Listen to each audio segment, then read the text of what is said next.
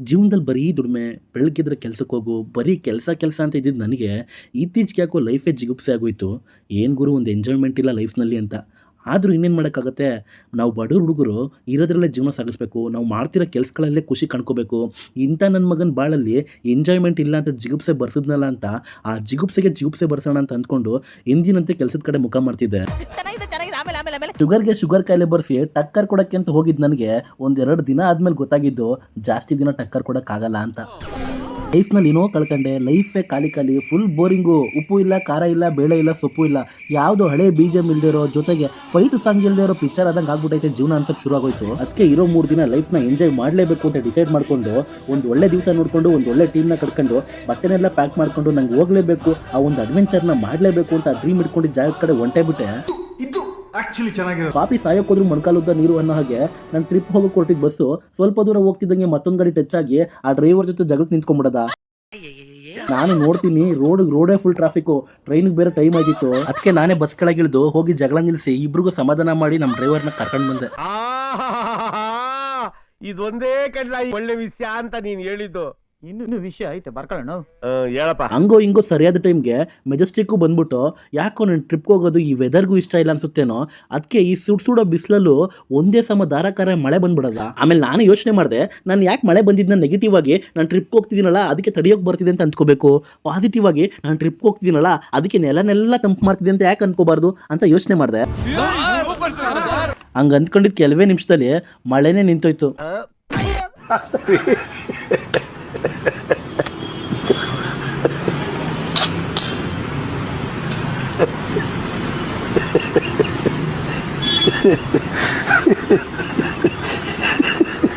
ಹೋಗ್ಲಿ ಬನ್ನಿ, ಇಷ್ಟಕ್ಕೆಲ್ಲ ಬೇಜಾರಾಗ್ಬಿಡ್ತೀವಾ? ಯಾವುದಕ್ಕೂ ಕೇರ್ ಮಾಡಿದೆ ಕೊನೆಗೂ ಟ್ರೈನ್ ಟಿಕೆಟ್ ತಗೊಂಡು ಪ್ಲಾಟ್ಫಾರ್ಮ್ 8ಕ್ಕೆ ಹೋಗೇ ಬಿಟ್ಟು. ನಾವು ಹೋಗ್ಬೇಕಾಗಿದ್ದು ಟ್ರೈನು ಬಂತು. ಆ ಟ್ರೈನಲ್ಲೂ ಒಂದೇ ಸಮ ಜನ ತುಂಬಿದ್ರು. ನೋಡ್ತಿದ್ದಂಗೆ ಜನ ಸಾಗರ. ಅಬ್ಬಬ್ಬಬ್ಬ, ಈ ಜನ ಸಾಗರನ ನೋಡಿ ಕೆಲವೊಂದು ಸರಿ ಅನಿಸ್ಬಿಡುತ್ತೆ ನಾವು 2 ವೀಲರ್ನಲ್ಲಿರಬಹುದು, ಕಾರ್ನಲ್ಲಿರಬಹುದು, ಮತ್ತೆ ಬೇರೆ ಬೇರೆ ಪ್ರೈವೇಟ್ ವೆಹಿಕಲ್ಗಳಲ್ಲಿ ಅದ್ರ ಕೆಪಾಸಿಟಿ ಮೀರಿ ಜನನ ಜಾಸ್ತಿ ಹಾಕೋದಿರಬಹುದು ಅಥವಾ ಜಾಸ್ತಿ ಲೋಡ್ನ ಹಾಕೋದೇ ಇರಬಹುದು. ಮಾಡಿದ್ರೆ ಸ್ಪಾಟ್ನಲ್ಲೇ ಪೆನಾಲ್ಟಿ ಹಾಕೋ ನಮ್ಮ ಅಧಿಕಾರಿಗಳು ಈ ನಮ್ಮ ಸರ್ಕಾರಿ ಬಸ್ನಲ್ಲಿರಬಹುದು, ಟ್ರೈನಲ್ಲಿರಬಹುದು, ಯಾಕೆ ಇಷ್ಟೊಂದು ಜನ ಸಾಗರ ಕೊಂಡ್ರು ಕ್ವಶನ್ ಮಾಡಲ್ಲ? ಇದನ್ನ ಕ್ವಶನ್ ಮಾಡಬೇಕೋ ಬೇಡವೋ ನಂಗಂತೂ ಗೊತ್ತಿಲ್ಲ, ಕ್ಷಮಿಸಿ. ಯಾಕಂದ್ರೆ ಇದೊಂದು ಲಾಂಗ್ ಜರ್ನಿ ಆಗಿರುತ್ತೆ. ಅದ್ರ ಜೊತೆಗೆ ಈ ಒಂದು ಜರ್ನಿಲಿ ವಯಸ್ಸಾದವರು, ಕುಂಟ್ರು, ಕುರುಡ್ರು, ಗರ್ಭಿಣಿಯರು, ಚಿಕ್ಕ ಮಕ್ಕಳು ಇರ್ತಾರೆ. ದಯವಿಟ್ಟು ಅರ್ಥ ಮಾಡ್ಕೋಬೇಕು. ನೀವು ಎಕ್ಸ್ಟ್ರಾ ಕ್ವಶನ್ ಮಾಡಬಹುದು, ರಿಸರ್ವೇಷನ್ ಅಂತ ಇರೋದು ಅದಕ್ಕೋಸ್ಕರನೇ ಅಲ್ವಾ ಅಂತ. ಆದರೆ ರಿಸರ್ವೇಷನ್ ಅನ್ನೋದು ಪ್ರತಿಯೊಬ್ಬರ ಕೈಲೂ ಮಾಡ್ಕೊಳಕ್ಕಾಗಂಥದ್ದಲ್ಲ. ಅದರಲ್ಲೂ ಈ ದಿನನೇ ಹೊರಡಬೇಕು ಅನ್ನೋರಿಗೆ ಯಾವುದೇ ಕಾರಣಕ್ಕೂ ಸಿಗುವಂಥದ್ದಲ್ಲ. ಟ್ರೈನಲ್ಲಿ ಟ್ರಾವೆಲ್ ಮಾಡೋದೇ ಕಡಿಮೆ ದುಡ್ಡಲ್ಲಿ ತಮ್ಮ ಜರ್ನಿ ಮುಗ್ದೋಗ್ಬಿಡುತ್ತೆ ಅಂತ.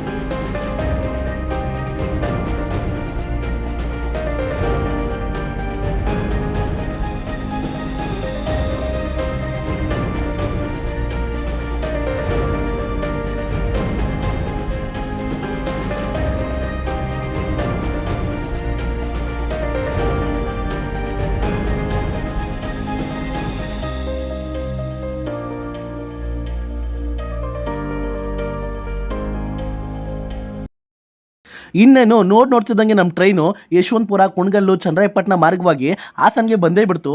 ಹೊಟ್ಟೆ ಬೇರೆ ಹಸಿಯಕ್ಕೆ ಶುರು ಆಯಿತು. ಅಲ್ಲೇ ವೆಜ್ ಫ್ರೈಡ್ ರೈಸ್ನ ಆರ್ಡರ್ ಮಾಡ್ಕೊಂಡು ಊಟ ಮಾಡ್ದೋ, ಏನಂತ ಲೈಕ್ ಆಗಲಿಲ್ಲ. ಹಾಸನ್ ಬಿಟ್ಟ ಮೇಲೆ ನಮ್ಮ ಟ್ರೈನ್ ತಗೊಂತು ನೋಡಿ ಪಿಕಪ್ಪು, ಅಬ್ಬಬ್ಬಬ್ಬ ಯಾವುದೋ ರೇಸಿಗೆ ಬಿಟ್ಟಂಗೆ ಹೋಯ್ತು. ಗ್ಯಾಪ್ನಲ್ಲಿ ನಂಗೆ ನಿದ್ದೆನೂ ಹೇಳಿತ್ತು. ಆ್ಯಕ್ಚುಲಿ ಈ ಒಂದು ರೂಟ್ನಲ್ಲಿ ಇದೆ ಫಸ್ಟ್ ಟೈಮ್ ನಾನು ಜರ್ನಿ ಮಾಡ್ತಿರೋದು. ಹಲ್ವಾರು ಯೂಟ್ಯೂಬ್ಗಳಲ್ಲಿ ವೀಡಿಯೋಗಳು ನೋಡಿದ್ದೆ. ಈ ಒಂದು ರೂಟ್ ಜರ್ನಿ ಫುಲ್ಲು ಬೆಟ್ಟ ಗುಡ್ಡ, ಬ್ರಿಡ್ಜ್ಗಳಿರ್ತವೆ, ಟನಲ್ಗಳಲ್ಲಿ ಹೋಗುತ್ತೆ, ಬ್ಯೂಟಿಫುಲ್ ವ್ಯೂಸ್ಗಳು ಕಾಣುತ್ತೆ. ನನಗೂ ಸಿಕ್ಕಾಬಿಟ್ಟೆ ಎಕ್ಸೈಟ್ಮೆಂಟ್ ಇತ್ತು. ಆದರೆ ನಿದ್ದೆ ಬರ್ತಿದ್ದ ಕಾರಣ, ಜೊತೆಗೆ ಸುತ್ತಮುತ್ತಲೂ ಅಷ್ಟು ಡೀಟೇಲಿಂಗ್ ಆಗಿ ಏನು ವ್ಯೂಸ್ಗಳು ಕಾಣಿಸ್ತಿರಲಿಲ್ಲ. ಸೊ ಮಲ್ಕೊಬಿಟ್ಟೆ. ಚಿಂತೆ ಇಲ್ದೋನ್ಗೆ ಸಂತೆಲೂ ನಿದ್ದೆ ಅನ್ನೋ ಮಾತನ್ನ ಉಲ್ಟಾ ಮಾಡಿ ಜೂನ್ದಲ್ಲಿ 100 ಟೆನ್ಷನ್ ಇದ್ರು 10 ಪ್ರಾಬ್ಲಮ್ ಇದ್ರು ಟ್ರೈನ್ ತುಂಬ ಜನ ಇದ್ರು ಒಳ್ಳೆ ನಿದ್ದೆ ಅಂತೂ ಮಾಡ್ಕೊಂಡೆ ಕಣ್ಬಿಟ್ಟು ನೋಡಿದ್ರೆ ಇನ್ನೂ ಕತ್ಲೇನೇ ಇತ್ತು. ಆದರೆ ಟ್ರೈನ್ ಬಂದು ಬಂಟ್ವಾಳ ಸ್ಟೇಷನಲ್ಲಿ ಕ್ರಾಸಿಂಗಲ್ಲಿ ನಿಂತಿತ್ತು. ಎದುರಿಗೆ ಬಂದಿರೋ ಟ್ರೈನ್ನ ಪಾಸ್ ಮಾಡಿಕೊಂಡು ನಮ್ಮ ಟ್ರೈನ್ ಮತ್ತೆ ಜರ್ನಿನ ಶುರು ಮಾಡ್ತು. ಇನ್ನೇನು ಬೆಳಕು ಆಗಕ್ಕೆ ಬಂತು. ರಾತ್ರಿ ಅಂತೂ ಈ ಒಂದು ನೇಚರ್ನ ಎಂಜಾಯ್ ಮಾಡೋಕ್ಕಾಗಲೇ ಇಲ್ಲ. ಇನ್ಮೇಲಾದರೂ ಎಂಜಾಯ್ ಮಾಡೋಣ ಅಂತ ಬಾಗಿಲ ಹತ್ರ ಬಂದು ನಿಂತ್ಕೊಂಡೆ. ನೋಡ್ತಿದ್ದಂಗೆ ಕಣ್ಣು ಮುಂದೆ ಟನಲ್ ಎಂಟ್ರಿ ಆಗ್ಬಿಡದ.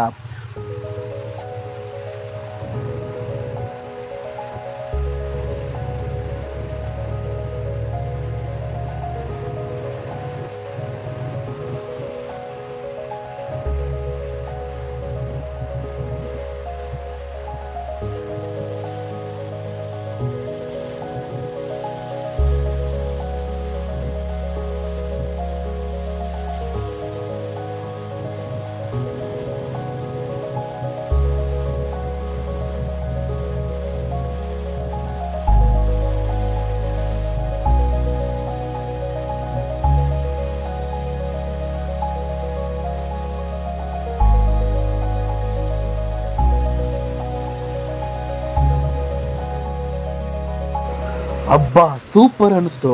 ಈ ಒಂದು ಟನಲ್ನ ಮಾಡಿ ಸರ್ಕಾರಕ್ಕಿರಬಹುದು ಇಂಜಿನಿಯರ್ಗಳಿರಬಹುದು ದೊಡ್ಡ ಸಲ್ಯೂಟ್ನ ಇಲ್ಲಿಂದಾನೇ ಹೇಳ್ಬಿಡ್ತೀನಿ. ಈಗೆಲ್ಲ ನೇಚರ್ನ ಎಂಜಾಯ್ ಮಾಡ್ತಾ ನಾವು ಹೋಗ್ಬೇಕು ಅಂತಿದ್ದ ಪ್ಲೇಸ್ಗೆ ಟ್ರೈನ್ ಬಂದೇ ಬಿಡ್ತು.